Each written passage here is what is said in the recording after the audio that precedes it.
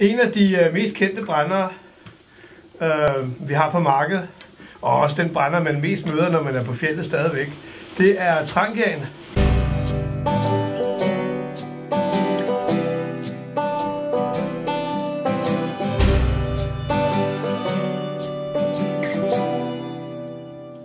Jeg kan lige pakke den ud. Der er et låg, som også agerer stegepanden. I sættet kan man også få, sættet med en kedel.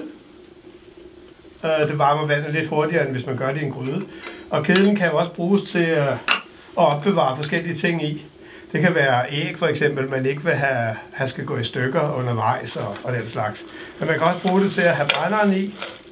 Kommer vi tilbage til. Og håndtaget selvfølgelig, som helst ikke må blive væk. Og så kan man selvfølgelig stoppe ud med krydderier og hvad man ellers har af løse ting, så det ikke ligger og rasler. Med hensyn til brænderen, så kommer den i en plastikpose, og den bliver som regel væk, eller man får den svinet eller ødelagt, så kan man bare bruge en almindelig plastikpose. Men den skal være i en plastikpose, fordi aluminium og messing, det går ikke ret godt sammen. Det vil simpelthen oxidere. Nu har jeg jo vanter på, det er vinter, og selvfølgelig skal ens kogegrej også kunne betjenes med vanter på, så det prøver vi i dag. Der findes brænderen jo, og så er der et lille låg. Låget, det kan man indstille sådan, at man kan åbne og lukke for flammen, så man ligesom kan simre lidt med den. Man skruer det her låg af, og hælder sprit ned i fætteren her. Så er den klar. Så kommer jeg tilbage til gryderne lige om lidt. Så har vi vindskærmene, som skal sørge for, at den ikke går ud. Og remmen her, den tager man helt af. Der er nogen, der bare lader den hænge, men der sker altid det, at den ene snip, den forsvinder ind under varmen, og så brænder remmen i stykker, og det er ret kedeligt. Så har vi de to skærme. Det ser sådan lidt lallervundt ud her. De har sådan en lille bajoletfatning, så man kan sætte dem sammen, så de ikke falder fra hinanden. Sådan var det ikke på de gamle modeller.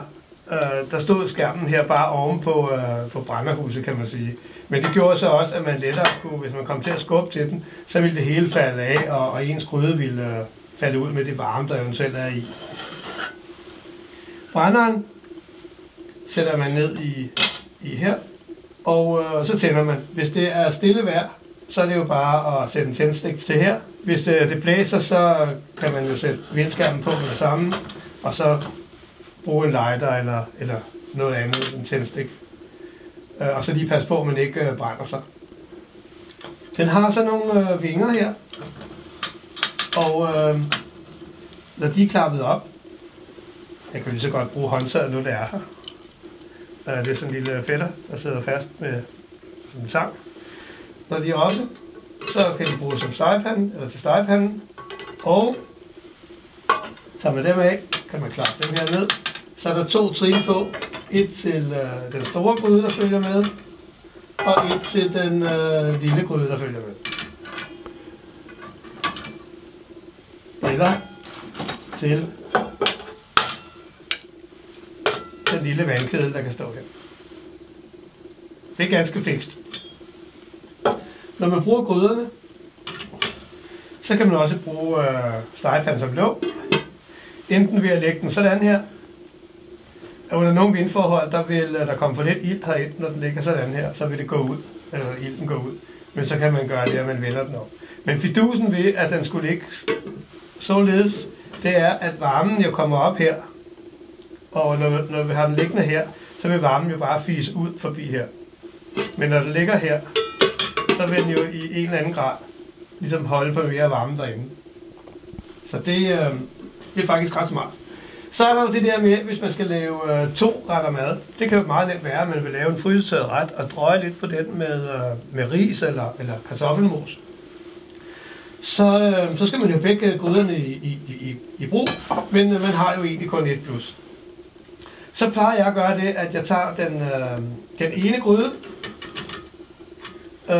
og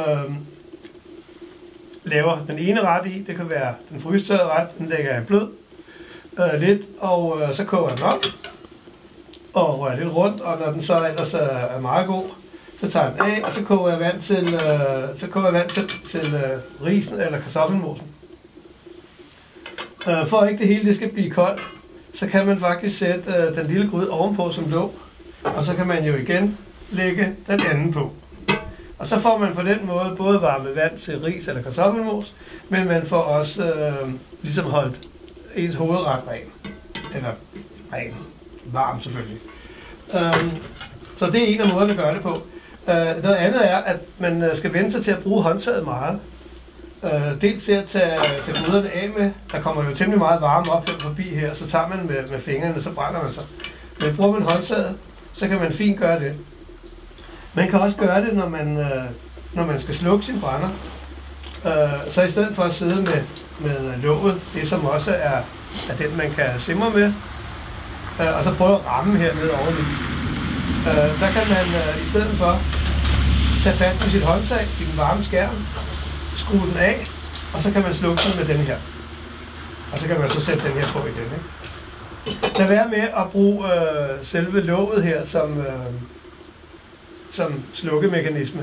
Der sidder en O-ring herinde i, sådan en gummi-O-ring, som skal holde den tæt, så spriten ikke render ud. Hvis man bruger den for mange gange på varmen, så vil O-ringen blive ødelagt, og så vil man få sprit ud i sine brænder, eller ud i sin rygsæk eller sit kogesæt. Og det er jo ikke nogen særlig smart ting. Det var vist sådan nogenlunde, hvordan sådan en virker. Man kan sige til dens ros, at med de dele, der er, brænderen her, som ret simpel brænder, og håndtag og gryder, at der er intet, der kan gå i stykker på sådan en her. Der er ikke noget teknik, der er ikke noget elektronik, og der er ikke nogen mærkelige dyser, der skal renses eller noget som helst. Den fungerer bare. Det eneste, der kan ske med sådan en her, det er, at der er noget, der kan blive væk. Og man skal selvfølgelig passe på, at man ikke mister sit håndtag derude, så sørg for at være opmærksom, når man pakker det sammen, at man får det hele med. Dens minus, det er selvfølgelig, at man skal slæbe på, i godsøjne, på nogle skærme, som måske lige så godt kunne have været en aluminiumsting. Men jeg vil sige, at det er en brænder, der er et system, der er kommet for at blive, og den vil altid have en tilhængerskare, som synes, den her er populær. Specielt hvis man har unge med, eller måske konen, der ikke har så meget teknisk snille, eller ikke er så meget for det, så kan alle jo faktisk betjene sådan en trak her. Der er ikke noget mærkeligt i det. Det eneste faremoment, der er, det er, hvis man kommer til at hælde sprit ned i brænderne, uden den er gået helt ud, så kan man altså få nogle forfærdelige stikflammer. Så man skal altid være meget forsigtig og sørge for, at brænderen er kold, når man fylder mere sprit på. Og så lad være med at holde hovedet henover, når man sender den. Men ellers så er det faktisk en genial ting. Og det hele det pakkes jo sammen på samme måde, bare omvendt. Sådan. Og så er det en god ting at have et etui til den. Det kan man købe, men man kan selvfølgelig bruge med en almindelig bærepose eller et eller andet. Fordi sprit kan godt finde på at sode, så den kan godt være sort i bunden, og for ikke at få alt det sod ned i sin rygsæk, så er det meget godt at have en plastikpose. Der er nogen, der siger, det er sådan en gammel huskeråd, at hvis man putter op til 10% vand i sin sprit, så skulle den ikke sode så meget. Altså, den er ikke helt med i. Altså det man kan gøre, når den er lidt sort, det er, at man kan lige køre den af i græs, inden man pakker den sammen, så er det faktisk ikke det store problem. Og det kan man også gøre med gryderne, bare lige køre dem af i græsset, så er det faktisk ikke noget problem. Og når man kommer hjem, kan man så være med i brun sæbe og gøre den ren på den måde, hvis man synes det. Det var Trangian, en smart lille ting.